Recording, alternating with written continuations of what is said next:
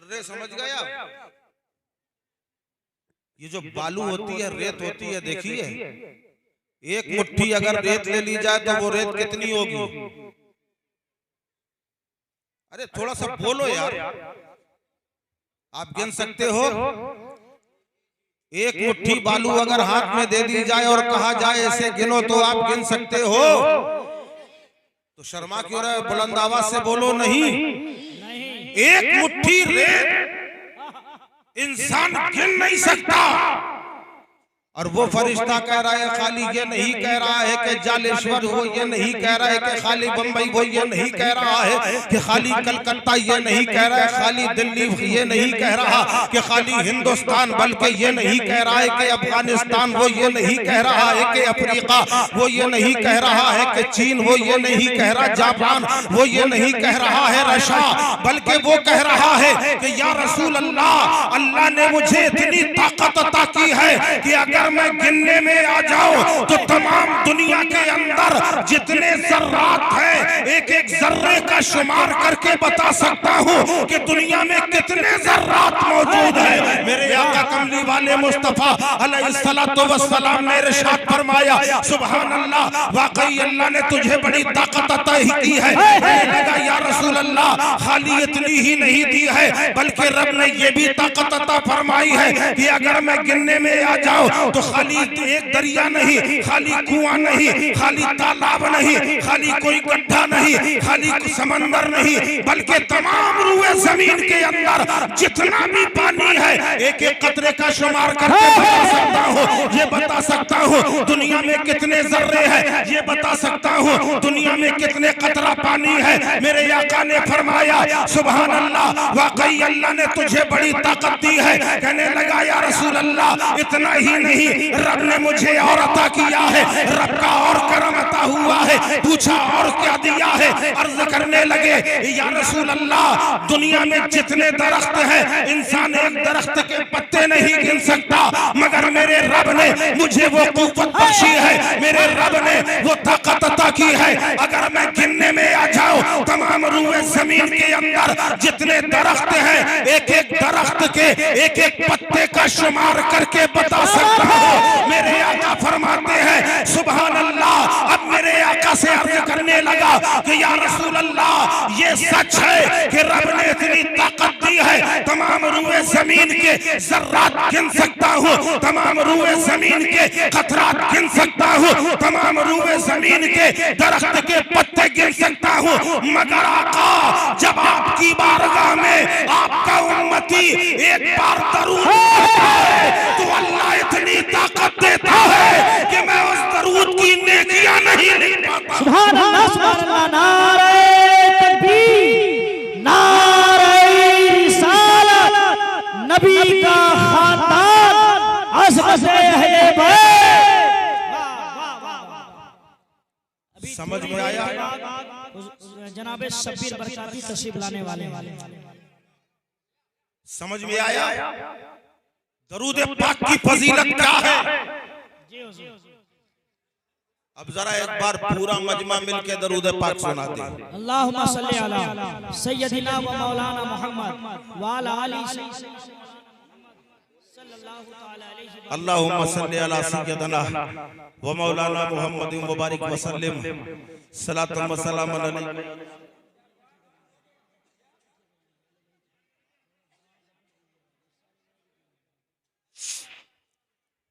सुभान अल्लाह। ये बताइए, मैं आपसे एक सवाल करना चाहता हूं, ईमानदारी से सब लोग जवाब देना।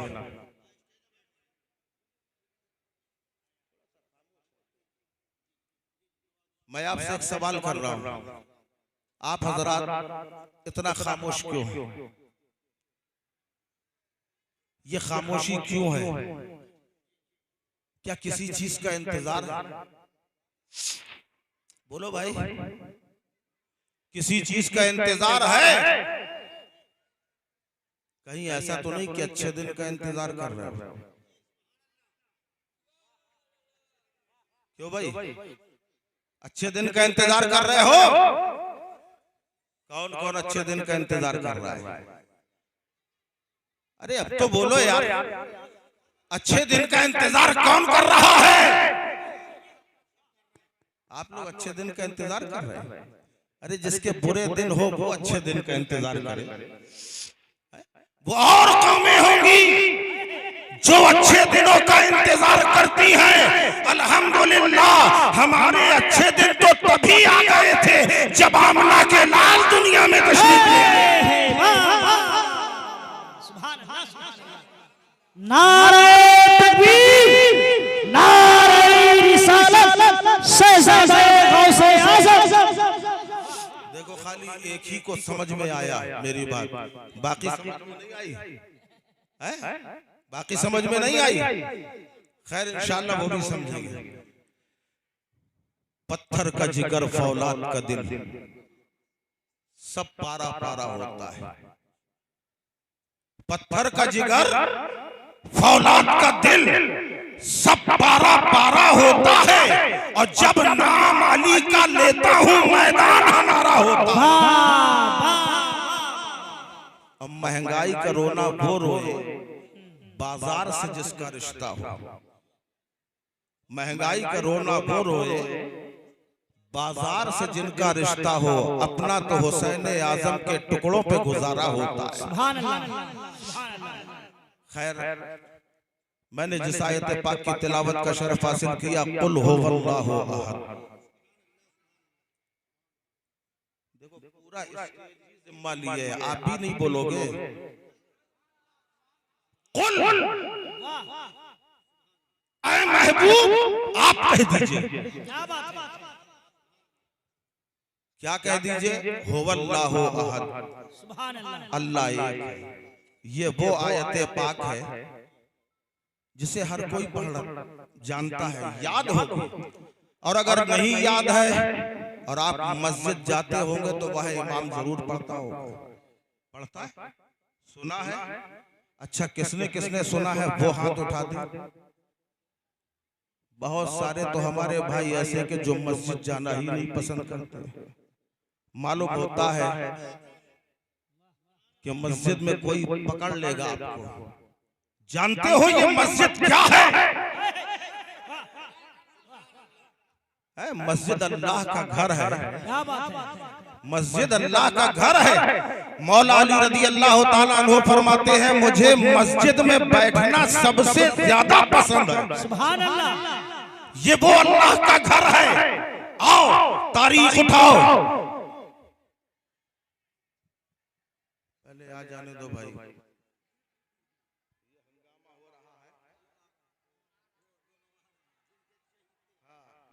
देखिए आप लोग बैठिए। चहीते आ रहे हैं। जनाबे शब्बीर बरकाती तशरीफ ला रहे हैं। आप बैठे, इत्मीनान से बैठे। नारे तकबीर, नारे रिसालत, उलमाए अहले सुन्नत, शोराए अहले सुन्नत, नारे तकबीर, नारे रिसालत।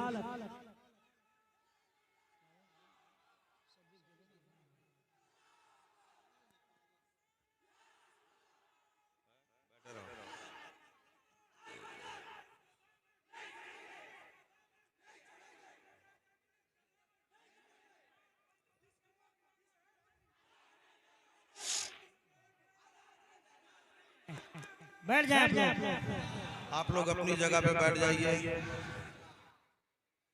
जनाबे फारूक बरकाती साहब तशरीफ लाए हैं। अभी थोड़ी देर के बाद जनाबे शब्बीर बरकाती आएंगे। तशरीफ लाए। चलिए अब आप बैठ जाइए जरा थोड़ी देर के लिए। यही रुक जाओ।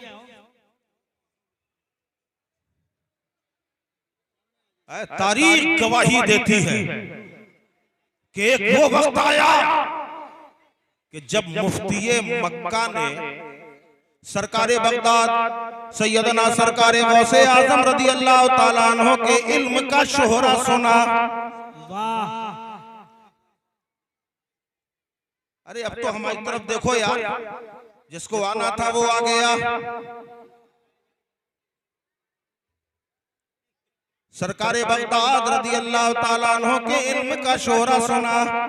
बड़ा इल्म है, बहुत बड़े बड़े सवालों के जवाब सरकारे बगदाद दे दिया करते हैं। जब गौसे आजम रज़ी अल्लाह ताला अन्हु हज के लिए रवाना हुए, सुभान अल्लाह, आपके हमरा 40,000 मुरीद हैं।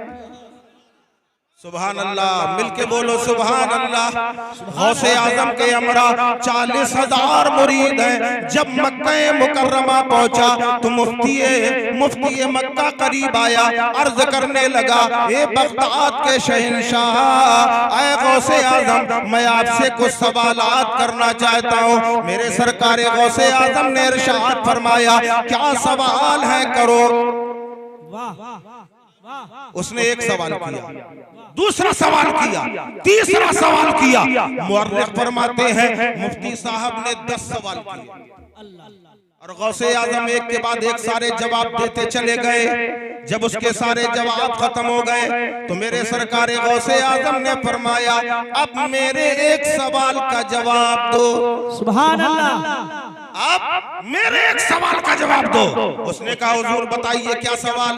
कहने लगे, सरकारे मदीना सल्लल्लाहु अलैहि वसल्लम को जब गुस्ल दिया गया, सुभान अल्लाह, सरकारे मदीना सल्लल्लाहु अलैहि वसल्लम को जब गुस्ल दिया गया तो जो पानी के कतरे थे वो कहाँ गए। मुफ्ती साहब परेशान, आज तक नजर के सामने से ऐसे सवाल का ना जवाब मिला है, ना किसी ने सवाल किया है। परेशान हो गए, कहने लगे, हजरत एक अजीबो गरीब सवाल किया है आपने, मुझे 3 दिन का वक्त दिया जाए, मैं 3 दिन में तलाश कर लूंगा। अब मुफ्ती साहब घर पहुंचते हैं, अपने मकतब पहुंचते हैं, अपनी लाइब्रेरी जाते हैं, सारी हदीसें देख रहे हैं, कुरान देख रहे हैं, किताबें पे किताबें छान रहे हैं। एक दिन गुजर गया, जवाब न मिला। दूसरा दिन गुजर गया, जवाब न मिला।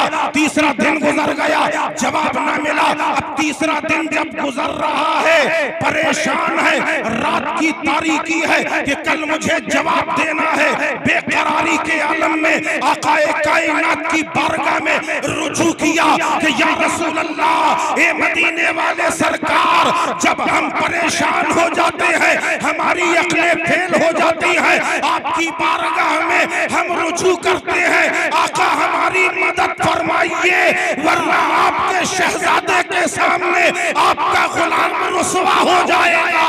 इतना कहना था। बेकरारी के आलम में आंख में आंसू है, नबी को याद कर रहे हैं, रोते रोते आंख लग जाती है। देखा गुंबदे खजरा के मकी रहमतुल लिल आलमीन जनाब मोहम्मद रसूलुल्लाह सल्लल्लाहु अलैहि वसल्लम तशरीफ ले आए और फरमाते हैं, ए मुफ्ती, तेरा जो सवाल है उसका जवाब मैं भी दे सकता हूँ, मगर देख, मेरे बाजू में जो खड़ा है, मेरे बगल में जो चादर ओढ़े खड़ा है, तूने इसे पहचाना नहीं है, मगर मैं बता देता हूँ, अगरचे ये चेहरा नहीं दिखा रहा है, मगर मैं बता देता हूँ, ये कोई और नहीं, मेरा बेटा है, मेरा शहजादा है, मेरा लाल है। तेरे सवाल का जवाब मैं नहीं दूंगा, बल्कि सवाल का जवाब मेरा शहजादा देगा। मुफ्ती ने कहा, हुजूर शहजादे से भी जवाब दे दे। अब शहजादे ने जवाब दिया, कहने लगे, मुफ्ती साहब, रसूल अल्लाह को जब गुस्ल दिया गया था और जो कतरे निकले हैं, रब का हुक्म हुआ, ए जिब्राइल, इन कतरों को उठाओ और दुनिया में बिखेर दो। जहां जहां वो कतरे गिरे हैं, वहां वहां मस्जिद बना दी गई।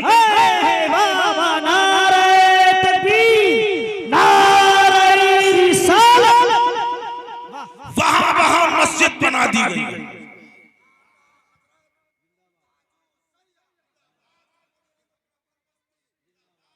मुफ्ती साहब को जवाब आ गया, मुफ्ती साहब को जवाब मिल गया। सुबह का वक्त होता है, सरकारे बगदाद की बारगाह में हाजिर हो गए, कहे हुजूर जवाब मिल गया है, हुजूर जवाब मिल गया है। पूछा क्या जवाब है? जवाब बताया कि उन कतरों को जिब्राइल ने आसमान में जाकर हवाओं में बिखेर दिया। जहां जहां एक एक कतरा गिरा वहां दुनिया में मस्जिद बन गई या कयामत तक बनती रहेगी, वहां मस्जिदें बना दी गई है। मेरे सरकार गौसे आज़म इरशाद फरमाते हैं, ये सवाल का जवाब तुम्हें किसने दिया? कहने लगे हुजूर ने दिया है, हुजूर ने दिया है, हुजूर की बारगाह से मिला। फरमाते हैं तुम गलत कह रहे हो, तुम गलत कह रहे हो। कहा हाँ हुजूर की बारगाह से मिला है। गलत नहीं थी क्योंकि बारगाह तो हुजूर ही की थी। ये नहीं कह रहे हैं कि जवाब हुजूर ने दिया है, कहा हुजूर की बारगाह से मिला। आपने फिर पूछा जवाब किसने दिया? कहा हुजूर की बारगाह से मिला। कहा फिर पूछा जवाब कहां से मिला? कहा हुजूर की बारगाह से मिला। अब सरकारे बगदाद को जलाला गया। फरमाते हैं कि सही सही क्यों नहीं बताते कि नबी की बारगाह में जो नबी का लाल खड़ा था उसने जवाब दिया है। मुफ्ती साहब कहने लगे हुजूर ख्वाब मैं देख रहा था, आपको कैसे मालूम? तो आप फरमाते हैं वो नबी का लाल जो चादर ढा के खड़ा था वो कोई और नहीं, यही अब्दुल कादिर जीलानी।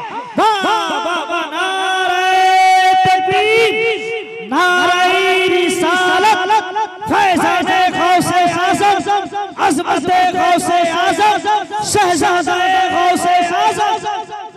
तो ये मस्जिदें वो हैं, आप मस्जिद में डरने जाते हुए डर रहे हो। और आओ और बताता हूँ, शेख अब्दुल हक मुहद्दिस देहलवी रहमतुल्लाह अलैह फरमाते हैं कि जिस वक्त क़यामत कायम होगी दुनिया की बड़ी बड़ी इमारतें मिट जाएंगी, बड़े बड़े पहाड़ रूई के गालों की तरह उड़ रहे होंगे, खूबसूरत बागात फना हो जाएंगे, इंसान बर्बाद हो जाएगा, रूहें निकल जाएंगी, लोग जो है कब्रें फटने लगेंगी, बड़ी बड़ी इमारतें फना हो जाएंगी। मगर अल्लाह ताला मस्जिदें जिस हालत में तुमने बना के रखी है इसी हालत में इन्हें उठा के जन्नत में रख दिया। आपके गांव में मस्जिद है? खाली एक आदमी कह रहा है कि मेरे गांव में मस्जिद है। बोलो कहां कहां मस्जिद है?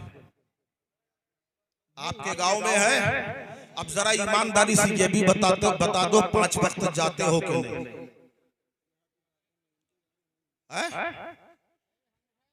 जाते हो? मेरे भाई न जाते हो तो जाना शुरू कर दो। कयामत में ये ना पूछा जाएगा कि जलसा कराया था कि नहीं, ये नहीं पूछा जाएगा अच्छे शायर को बुलाया था या नहीं, ये नहीं पूछा जाएगा अच्छे खतीब को बुलाया था कि नहीं, ये नहीं पूछा जाएगा कि गौस की 11वीं की थी या नहीं, ये नहीं पूछा जाएगा अजमेर में चादर चढ़ाई थी कि नहीं, ये नहीं पूछा जाएगा कि आला हजरत के दरबार में गए थे कि नहीं। सवाल ये किया जाएगा नमाज पूरी है कि नहीं।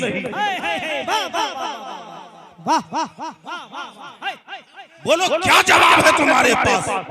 जलसा करने आते हो, नबी का इश्क लेके आते हो, दुनिया को ये बताना चाहते हो कि हम नबी के आशिक हैं, हम नबी के शहदाई हैं, नबी की मोहब्बत में आए हैं, नबी की नात पढ़ने के लिए आए हैं, नबी का जिक्र सुनने के लिए आए हैं। अरे जब इतना कर रहे हो तो मस्जिद में आके नबी की आंखों को ठंडक भी पहुंचाना शुरू करो। सुभान अल्लाह, सुभान अल्लाह। आपको मालूम है